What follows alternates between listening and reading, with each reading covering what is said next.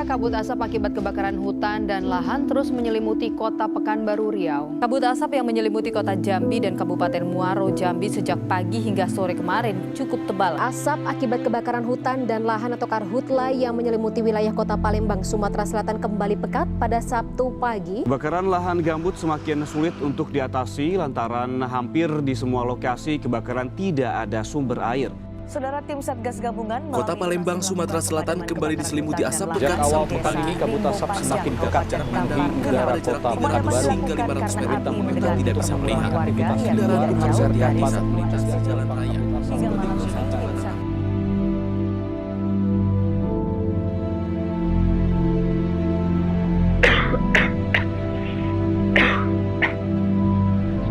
Kebakaran hutan dan lahan di Indonesia terjadi setiap tahunnya, baik yang disengaja maupun yang tidak disengaja.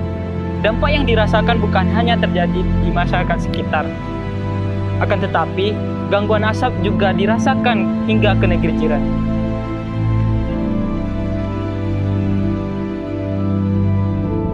Periode Juli sampai dengan Oktober merupakan bulan yang rawan terjadinya kebakaran hutan dan lahan. Dari data pencitraan satelit Teraqua, jumlah titik panas selalu menunjukkan peningkatan pada Juli dan mencapai puncaknya pada Agustus sampai dengan September.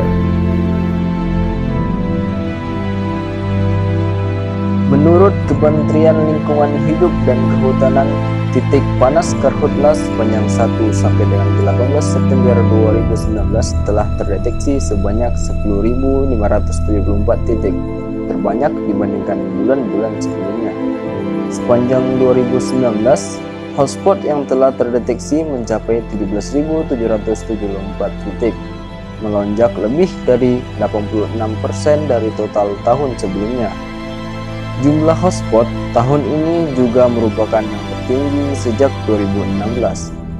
Data Kementerian Lingkungan Hidup dan Kehutanan mencatat luas karhutla dari Januari hingga September 2019 sebesar 857.756 hektar dengan rincian lahan mineral 630.451 hektar dan lahan gambut 227.304 hektar.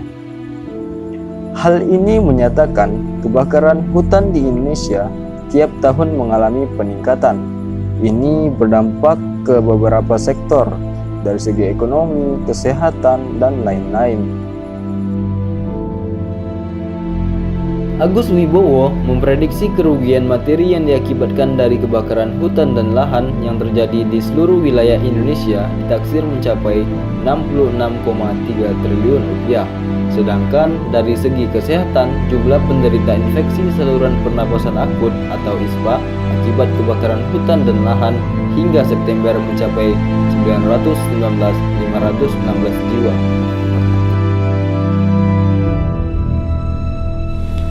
Dalam menanggulangi bencana ini, berbagai pihak mulai melakukan tindakan, termasuk LAPAN, Lembaga Antariksa dan Penerbangan Nasional. Lembaga ini membuat aplikasi pemantau titik api melalui citra satelit penginderaan jauh. Namun, secara ilmiah, masih banyak kesalahan-kesalahan yang perlu diperhatikan. Titik api yang dideteksi satelit bukanlah titik api di mana terjadinya kebakaran lahan, melainkan titik panas yang merupakan suatu area dengan suhu relatif lebih tinggi dibandingkan suhu di sekitarnya yang dapat dideteksi oleh satelit, sehingga hotspot yang terdeteksi belum tentu merupakan lokasi terjadinya kebakaran hutan dan lahan. Dari hasil permasalahan yang kami paparkan tadi, masih ada kekurangan pemerintah dalam mengatasinya. Maka kami punya satu inovasi dan gagasan, yaitu silang drone. Drone pencegah awal mula titik api dalam upaya mengatasi permasalahan kebakaran hutan dan lahan. Gagasan kami ini menggunakan sistem drone tanpa awak, yang mana drone ini telah kami modifikasi menggunakan kamera infrared.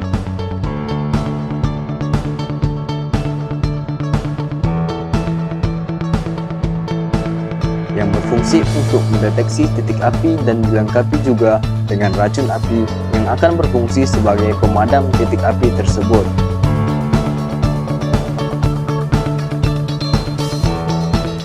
Drone ini akan bekerja sama dengan aplikasi LAPAN Fire Hotspot sebagai pusat informasi apabila ada titik api.